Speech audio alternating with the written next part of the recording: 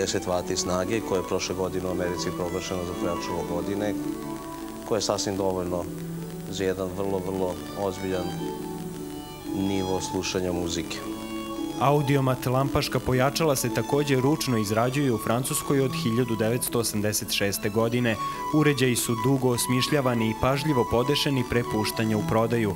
Audiomat je poznat po jednostavnosti i pouzdanosti, jer reklamacija gotovo da i nije bilo. Razlike između njih i, ajde da kažem, IBA su taj bazni princip, što su to lampaška pojačala koje su spojila na najoptimalniji način prednosti lampi, koja je tehnologija, svi znamo, stara 70-80 godina, i prednosti najnovijih tranzistorskih tehnologija koje opet imaju neke svoje prednosti. Između ostalih, Audiomat proizvodi vrlo cenjene u svetu konvertere, digitalni i audio. Ti konverteri, ako ćemo onako jednostavno gledati, služe da pretvore digitalni u analogni signal i oni to rade na najbolji mogući način. Poslednjih godina gramofonske ploče se vraćaju u modu. Van Hi-Fi zastupa vodeće nemački i britanski izdavače LP ploča od 180 grama, Deutsche Grammophon, Lin i Nein. U ponudi su uglavnom stari zaboravljeni naslovi klasične i džez muzike.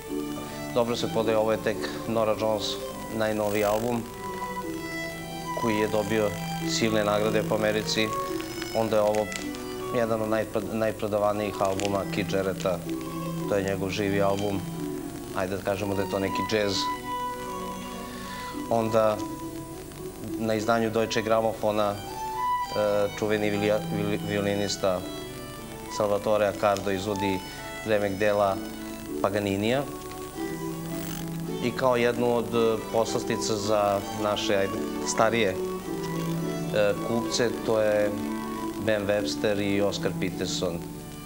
Na internet sajtu se mogu preslušati i kupiti sva muzička izdanja. Gramofonska ploča je lep novogodišnji poklon dragoj osobi, a kvalitetni kablovi za povezivanje komponenti i zvučnika biće poklon za svakog kupca IBA i Audiomat muzičkih uređaja.